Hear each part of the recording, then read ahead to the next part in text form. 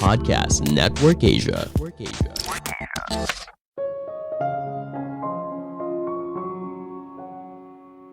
Pada akhirnya, bukan soal apa yang kamu katakan, tapi apa yang orang itu dengar.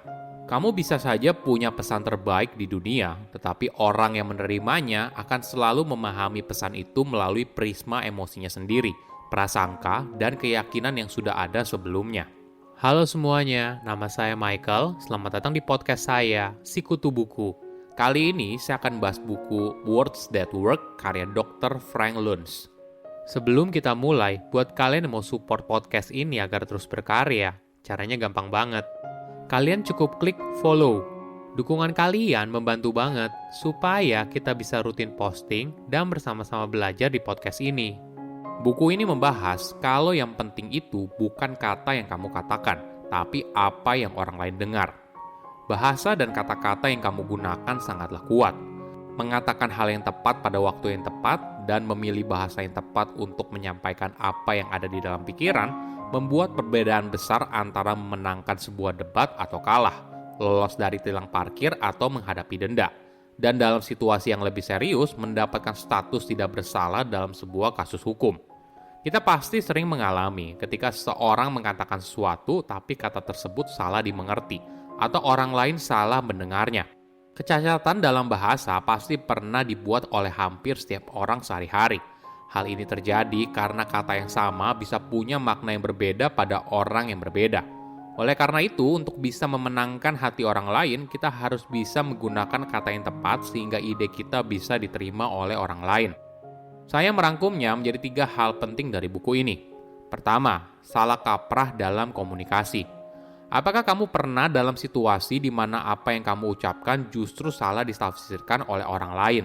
Jika iya, mungkin saja ada yang salah saat kamu berkomunikasi dengan orang lain. Kamu tidak sendirian. Kejadian ini juga dialami oleh banyak orang, sehingga tidak heran jika kita seringkali menemukan kesalahpahaman dalam setiap aspek kehidupan. Mulai dari politik, pekerjaan, hingga kehidupan sehari-hari. Kenapa? Karena setiap orang punya pemahaman yang berbeda soal kata yang mereka dengar. Misalnya kata kesejahteraan dan membantu yang membutuhkan. Secara luas memiliki arti yang sama. Dalam sebuah jajak pendapat di Amerika Serikat, 23% orang berpikir kalau negara mereka memberikan terlalu sedikit untuk kesejahteraan. Sedangkan 68% orang berpikir kalau terlalu sedikit bantuan bagi yang membutuhkan di negara tersebut. Hal ini terjadi karena kata kesejahteraan sering dikaitkan dengan seorang wanita yang dianggap hidup mewah yang berasal dari penipuan dan eksploitasi sistem kesejahteraan sosial dan pengeluaran pemerintah yang sia-sia. Sedangkan bantuan kepada yang membutuhkan memunculkan citra amal. Pemilihan kata yang berbeda justru memberikan makna yang berbeda, padahal secara luas artinya sama. Ini yang harus kita pahami. Komunikasi yang efektif itu bukan soal pesan atau makna kata secara objektif, tapi lebih kepada bagaimana seseorang memahaminya. Penting untuk kita mengetahui dulu persepsi awal atau prasangka dari si pendengar, termasuk soal kepercayaan dan ketakutan mereka.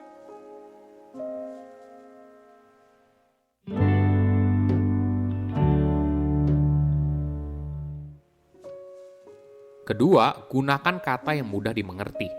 Bahasa itu harus sederhana agar cukup mudah dipahami orang lain.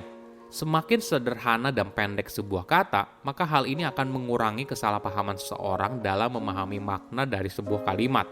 Wajar saja, walaupun setiap orang punya akses untuk membuka kamus, hanya sedikit yang benar-benar menggunakannya untuk menambah kosakata mereka. Secara umum, masyarakat jarang memahami kosakata yang rumit. Sebagai contoh, kampanye politik I Like Ike oleh calon presiden Amerika Serikat Dwight Eisenhower pada masa itu masih dikenang oleh banyak orang.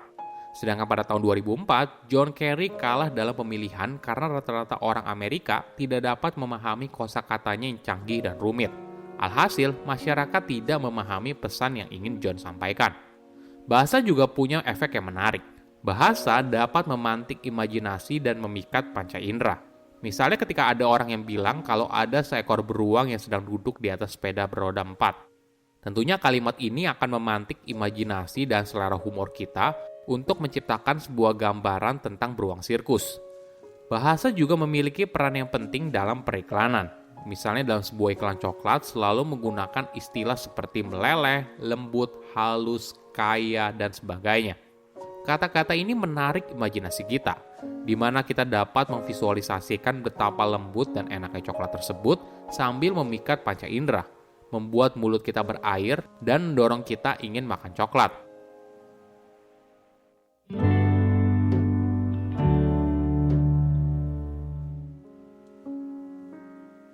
Ketiga, kata sebagai kekuatan untuk mengubah perilaku seseorang. Kata yang tepat bisa menggerakkan emosi seseorang. Penulis menjelaskan teknik yang menarik. Pertama, humanization. Ini adalah strategi untuk mencari kata yang familiar dengan situasi banyak orang. Atau strategi kedua, personalization. Ini strategi yang lebih baik lagi ketika kata yang kita ucapkan terhubung dengan pengalaman pribadi seseorang.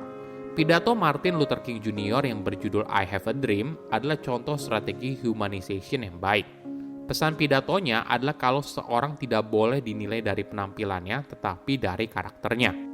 Ini berlaku tidak hanya untuk warga kulit hitam, tetapi juga prinsip dasar bagi semua warga Amerika dan dalam hal ini sesama manusia. Tidak hanya dalam soal politik, misalnya dalam periklanan, kita pasti sering mendengar kalau sebuah merek kecantikan membawa pesan seputar cintai kulitmu apa adanya. Kalimat ini tentunya menyentuh kondisi yang dialami oleh kebanyakan orang.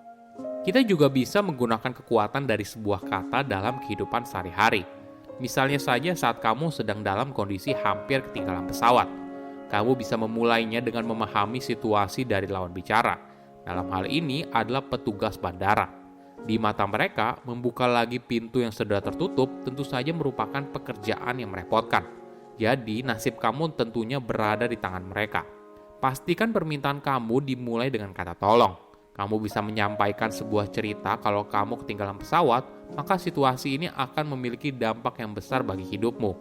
Sebagai contoh, kalau ini merupakan keadaan keluarga darurat atau interview panggilan kerja, sesuatu yang bisa dengan mudah dipahami oleh orang lain. Karena kemungkinan besar mereka pernah ada di posisi tersebut. Jangan lupa juga tekankan betapa berterima kasihnya kamu apabila mereka bersedia mengabulkan permintaan kamu. Tentunya cara ini tidak pasti 100% berhasil, tapi cara ini bisa meningkatkan peluang kalau permintaan kamu disetujui. Pada akhirnya kita harus sadar, kalau kata-kata bukanlah sihir, tapi sebuah alat dengan kekuatan luar biasa yang bisa membantu kamu mendapatkan apa yang kamu inginkan. Oke, apa kesimpulannya? Pertama, pahami lawan bicara. Komunikasi yang efektif itu bukan soal pesan atau makna kata secara objektif, tapi lebih kepada bagaimana seseorang memahaminya. Penting untuk kita mengetahui dulu persepsi awal atau prasangka dari si pendengar, terutama soal kepercayaan dan ketakutan mereka. Kedua, gunakan kalimat yang mudah dimengerti. Bahasa itu harus sederhana, agar cukup mudah untuk dipahami orang lain. Semakin sederhana dan pendek sebuah kata, maka hal ini akan mengurangi kesalahpahaman seseorang dalam memahami makna dari sebuah kalimat. Ketiga, mengubah perilaku seseorang dengan kata-kata. Kata-kata bukanlah sihir, tapi sebuah alat dengan kekuatan luar biasa yang bisa membantu kamu mendapatkan apa yang kamu inginkan. Saya undur diri, jangan lupa follow podcast Sikutu Buku. Bye-bye.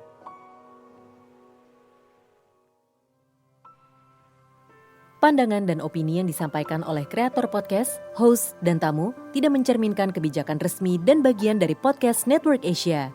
Setiap konten yang disampaikan mereka di dalam podcast adalah opini mereka sendiri dan tidak bermaksud untuk merugikan agama, grup etnik, perkumpulan, organisasi, perusahaan, perorangan, atau siapapun dan apapun.